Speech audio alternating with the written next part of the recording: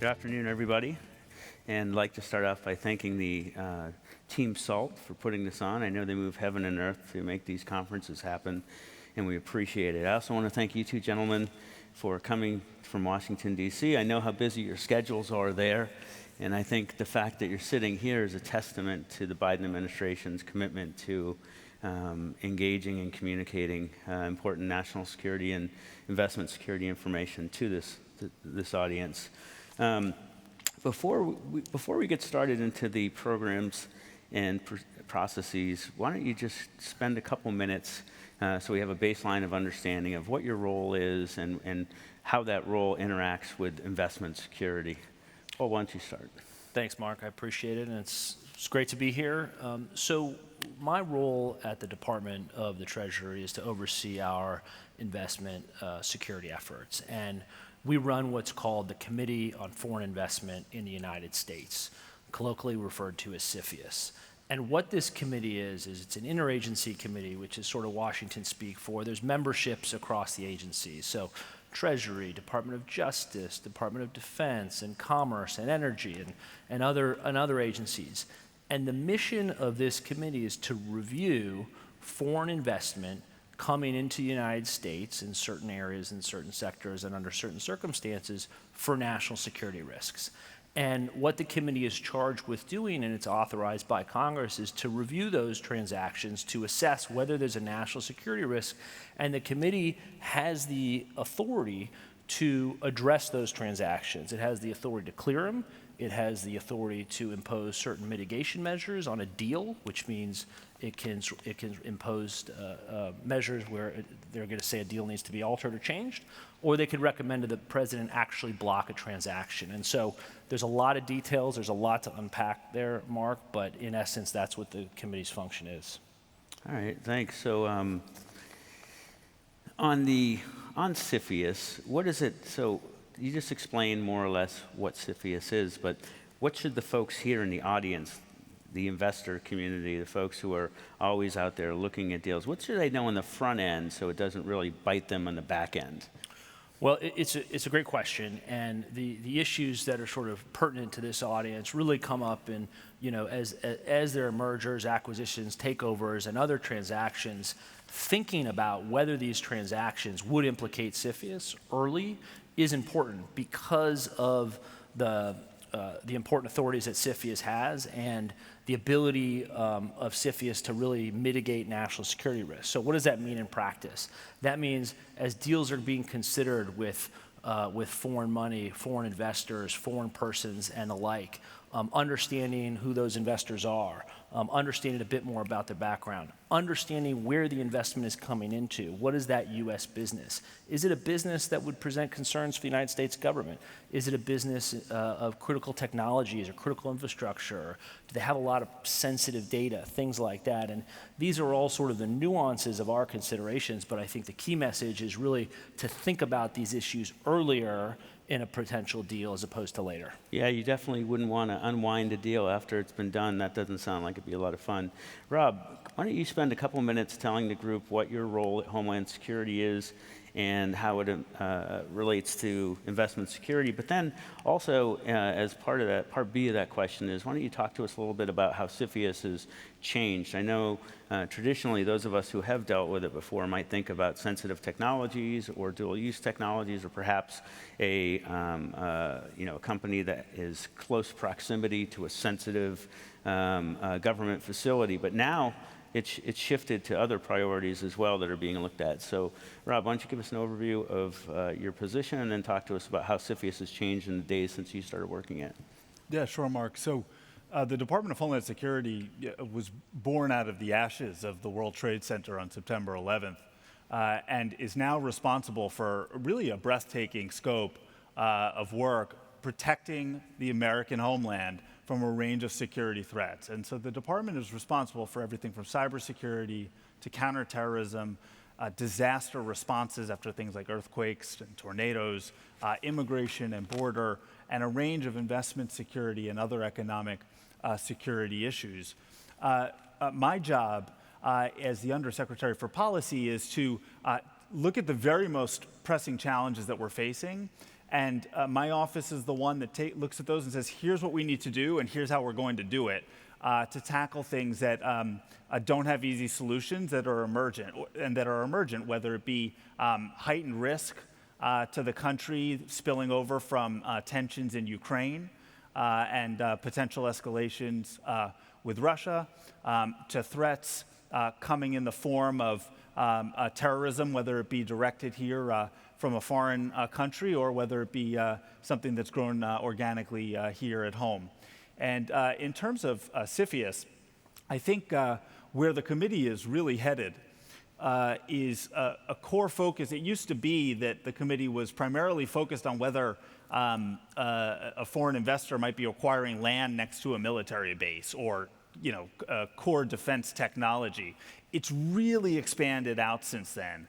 And now deals where the deal makers may not even have CFIUS at the top of their head find that they may be in the committee's reach because, for example, the company that's the acquisition target has a lot of sensitive personal data, because it has a lot of sensitive technology that may in fact have a military application for the Chinese military, because it involves the critical infrastructure and the provision of essential services to Americans. And so what's really happened over the last 5-10 years, and the trend is only accelerating, is a broader reach of deals that CFIUS is taking an interest in, and more deals where CFIUS is finding the parties and tapping them on the shoulder and saying, this is a deal we need to learn more about, and you have to answer these questions. So it's a growing process, and as Paul said, one that you definitely want to get ahead of.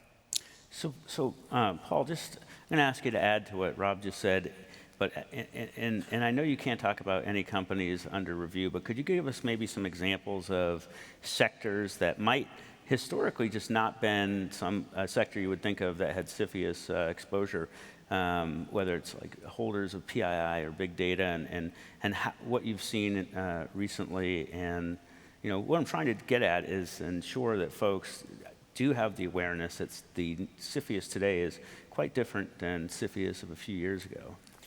Yeah, Mark, and you hit on data. That's a big one, right? Because data is now everywhere, right? I mean, some people say data is the new oil, right? But when we think about data, when we think about personal information, when we think about how much information is out there on individuals, whether it's connected through your smartphone or your shopping habits or whatever it may be, people and companies have this information. They own this information. They've got location data. They know your habits. And so that is one sort of large area that CFIUS is very interested in understanding and making sure that through an acquisition, through a transaction, because the committee focuses on a transaction by transaction basis, that the transaction does not present national security risks through that foreign acquisition, through that foreign investment. And so personal information is a good example. Rob mentioned a couple, but critical technologies, critical infrastructure, those spaces are quite important to us. We think about things like AI, we think about things like other emerging technologies. And so, understanding the way we think from the deal side is going to be important when deal makers are assessing whether they need to put in a CFIUS provision into the deal terms, for example.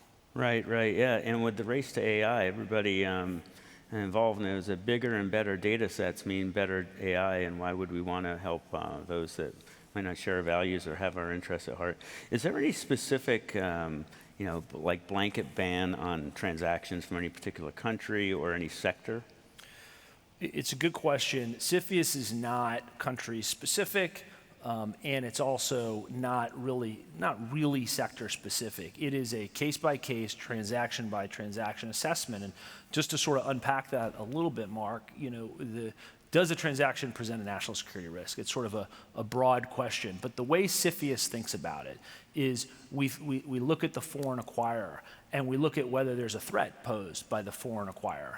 We look at the U.S. business, and we assess whether there is a a vulnerability associated with the U.S. business, like I talked about. What do they do? What do they have? Who do they work with? Do they have U.S. government contracts? And then we sort of put those two things together and make a risk assessment about whether there's a national security risk associated with the transaction. And I lay that framework out because it sort of goes to your question, Marc, about do we focus on particular countries or sectors? Not specifically, we do that analysis, but how that analysis comes out can certainly be impacted by where the foreign person or the foreign acquirer is based, for example, and other factors related to the U.S. business. Good to know. Rob, you've been recognized as a longtime cyber expert, cybersecurity expert. How does CFIUS address cybersecurity threats? How does it look or evaluate that? Yeah, well, look, CFIUS is going to be concerned what happens after the deal closes, and is the data and the infrastructure that's being acquired going to be secure from all manner of threats, including cyber threats? And so it's routine now for CFIUS to require companies with deals under review to present their cybersecurity plans and policies and procedures to meet with the information security teams from both the target and potentially the acquirer, and to ask them what kinds of controls and processes are going to be in place to protect the target post-close. And then very commonly, CFIUS will require the companies to agree to conditions to get the approval of the deal by the committee to have certain kinds of information security, cybersecurity protections and protocols in place post-close, and then often to have that under a third-party monitoring arrangement, depending on how sensitive the deal is. So it's a major part of the analysis, no question. So essentially, if they say that although they're acquiring part of the company, they're not going to all have access to the PII or the sensitive databases, you actually put an independent analysis or...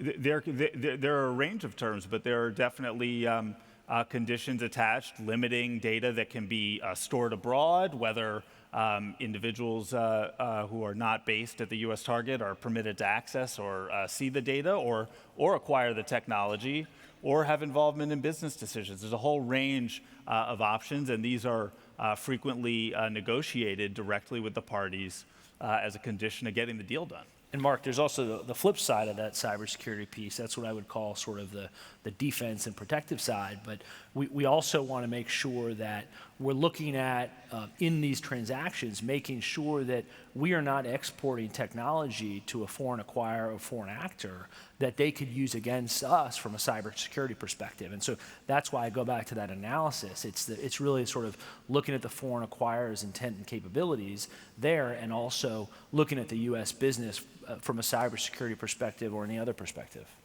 Well, let's stick with the cyber vein here. And Rob, let's move on to what do you see as the emerging cyber threats that are facing the country right now, and what are you doing at large? But also, what are you doing to engage better with the private sector, which is, let's just face it, they're a target-rich environment and they're richly targeted.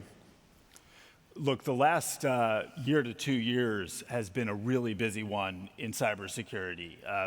You had the SolarWinds attack, which was a very sophisticated supply chain attack in which commonly used IT and obscure IT software was manipulated to give access to the Russian government to a range of downstream, very sensitive end customers of that software. You had the ransomware attack on Colonial Pipeline, resulting in short-term gas shortages across parts of the eastern seaboard. You had the discovery of what was known as the Log4j vulnerability, the most severe software vulnerability ever discovered, and much more. That's really just the top lines. Ransomware, for example, is the kind of issue that should absolutely be on the mind of every single person in this room. This is the kind of issue where you can be operating your business, operating your fund, you're not thinking about this issue, you're not thinking about it, you're doing other things, and then all of a sudden, you are inoperable. Your systems are down, you have no access to your networks, your customers, your clients, your counterparties, your partners, your own employees cannot communicate are demanding answers, and you are off your core communications and can't access your data, and often can't deliver the service that you're expected to provide under contracts by your customers, and it can be a devastating and existential risk for a business. So this is a really live cyber threat environment, and it's one that is impacting companies big and small, companies in critical infrastructure, companies in financial services, across the spectrum. It really does not discriminate. And there are all kinds of things, some of them relatively simple, like patching and updating software when patches are made available, that companies can be doing to really mitigate down their cyber risk, but they have to be attuned to it. They have to know to do that. And there are a range of free services available from the Department of Homeland Security through an agency in our department called CISA, the Cybersecurity and Infrastructure Security Agency, including a one-stop website devoted to ransomware prevention and preparedness. So if you're on a board of directors, you know that cybersecurity is a key business risk that your board has to manage. I see a lot of directors, I meet with a lot of directors that they don't know where to start. They are not technical, they don't know how to start about doing that. And we have resources to help inform, okay, here's the kinds of questions I need to be asking of my IT team, my information security team, to start to get to ground on where my company is from a defense perspective and what we need to do to elevate. So the key is, don't be over-intimidated by it because it's a technical issue. It is a technical issue, but it's also a people and process issue within any organization. You just need to start to take the steps to tackle it on. Yeah, so imagine if you're a hedge fund and if you get your systems locked up like that, that's probably not going to be a ringing endorsement with your customer base. So that's really important.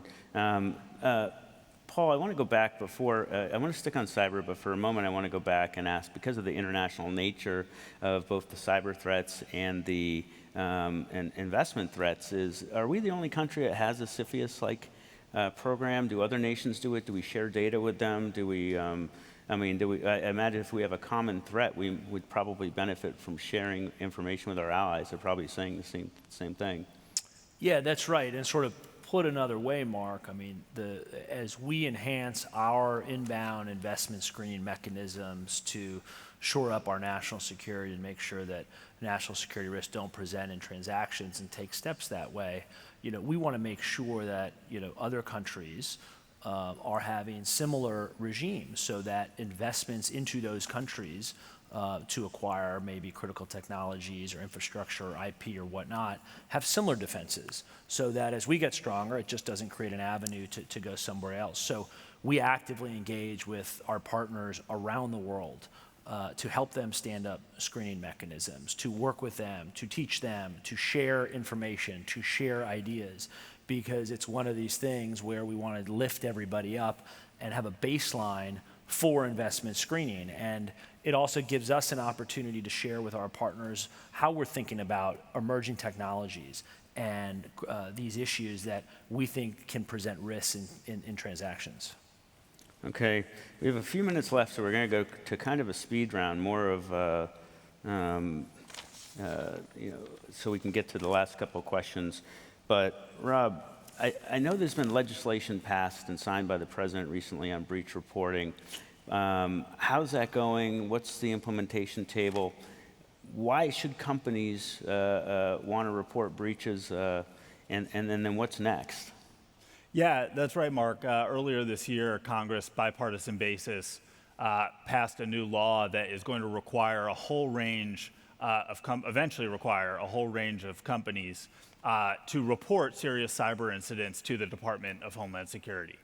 And that's really a watershed change in how things have been done. It used to always be voluntary, and in a year or two, when our regulations are finalized, it's going to be in effect. And look, it's a shift in the way of doing business, and it's based on the idea that had bipartisan support that we can't defend what we don't see and don't know about. And to understand the trends, to understand the risk lines, and to get people the help they need, and also to understand what the cascading impacts might be from an attack even on one company, the information has to get to the government. So those are going to be in effect soon, and we're engaging a lot with industry to get their feedback on what exactly those implementing rules should look like. But I mentioned Colonial Pipeline, and it's really a strong example. I mean, that is just one company that was hit, and yet you have people in North Carolina and Virginia that are waiting in a gas line. And so the impacts on even just a single victim getting breached can spill over and really become a national scale event. And I think this law is just a further reflection of that. And I also think it's important for companies, for investment funds, for others to realize, there's an instinct sometimes to, if I get hacked, that has to be a big secret. I don't want people to know. I really want to control the information. We are very seasoned at working with victim companies. We treat companies like victims. We don't treat them like defendants. We help. We can offer remediation services to help you understand what has happened and to get you back on your feet. And ultimately, when the dust is cleared and you need to account to your board, to your investors, what you did in response to an incident that was breaking, it's to show that you did the responsible thing by calling the federal authorities that are in a position to help. And in my experience, that is almost always been a good look for the company or the investment fund or whatever kind of organization is involved. Because remember, virtually every organization has been hacked or will be hacked or will learn it's been hacked very soon. The shame is not in being the victim of a hacking attempt. The hackers are trying to get everyone. If you can show your customers, your regulators, your board, your investors, that you took a responsible approach, that you learned about it, you went into proactive mode and did the right things, that is how you come out well on the other side. So that is why so many companies are reaching out to CISA, the Cybersecurity and Infrastructure Security Agency, when they have an incident to report it in and get the help. So you mentioned Colonial, and that's a good transition for the topic I want to cover next. I actually was still in the government under Colonial, and I want to remind people that we were able to work with that company and claw back the significant majority of the ransom paid to the ransomware bandits there. And if we didn't know about it, we wouldn't have been able to do that. So it used to be, from your investors, why the heck should you tell the government? Now it's why the heck didn't you? So I want to transition to crypto from there. So for both of you, what do you see as the most significant national security and public safety issues surrounding the increased use of cryptocurrency and digital assets? Rob, why don't you start out? Yeah, sure. So look, the Biden administration is enthusiastic about the potential of digital assets to serve the unbanked, those who haven't had access to traditional financial services, the incredible efficiencies that can come. There's a whole range of incredible applications from blockchain technologies more broadly. But there has to be an architecture of security and integrity that is built around it. It is just a fact that cryptocurrency is being used by all kinds of bad actors to do their business. Drug dealers, arms dealers, human traffickers, ransomware artists, rogue regimes like North Korea that are trying to move funds that way. And that has to be contained. That cannot be ignored. And so what we're doing very aggressively, but also thoughtfully, is we are ramping up our law enforcement efforts at rooting out the malicious and illegal uses of cryptocurrency to protect the public and our national security, while also saving the space for innovative and bona fide and incredible companies and innovators and entrepreneurs to surge ahead with what they're doing. And so at the Department of Homeland Security, we're increasingly looking for ways to get together with the private sector, with crypto exchanges, traditional financial institutions, other agencies in the government, and we're looking at sharing our analytics on those who are using crypto for illegal purposes, sharpening up our investigative techniques. And that's exactly right. We were able to seize, as an administration, digital wallets used by the perpetrators of the Colonial Pipeline attacks and get some of those funds back. And so we also have been sanctioning cryptocurrency exchanges that don't have adequate controls and that are being abused by ransomware artists or other criminal actors. So that is our strategy. Allow the innovation to take place, but put a protective architecture around it. All right, Paul, you're going to get the last minute and 46 seconds here. In addition to adding to what Rob said on about what the threats are, could you also talk about what role industry should play in addressing the illicit use of cryptocurrency and why? And again, minute and a half. Yeah, sure. So just building off Rob's points, again, putting this in the lens from where I sit, which is an investment security lens, as cryptocurrency business and industry expands and blossoms, we are seeing more investments into those industries from all around the world. And in the paradigm that I had laid out in sort of the CFIUS paradigm, we are looking at transactions that would come within our jurisdiction in this space as well. In things, for example, looking at the technology used, I mean, sort of the foundation of blockchain, use of encryption. Again, I talked about critical technologies and understanding who's controlling them and where they're going. And so from where I sit in the investment security world, cryptocurrency is but another emerging technology that we're very much focused on to make sure that through transactions, national security risks aren't sort of expanded on. All right. Thank you very much. Rob, any closing thoughts? No, it's just great to be here at SALT and to meet everyone. And I'll just add with what Paul said, we're engaging every single day with a range of digital asset market participants, the exchanges, other innovators in the space who want to be above board in how they're doing and have a reputation as a business and a business that is abiding by the rules. And that's and every day we're doing that kind of work, and so we welcome that kind of partnership. So last thing, if anybody in the audience, something resonated with them to the point where they want to follow up, how can they get in touch with either your teams or what reference point should they reach out to at Treasury or at Homeland Security? We've at Treasury, we have a whole website devoted to CFIUS and ways to contact us, and we'd be happy to engage. And I think the parting piece of information I would say, Marc, is think about these issues early, your chief investment officers, your general counsels, because it's a complicated area, and just sort of knowing the touch points early. And we welcome engagement with the industry as well. Yeah, we've got the websites too over at DHS, including stopransomware.gov. It's really been a tremendous resource that we launched last year. All right. Thank you both. And thank you in the audience.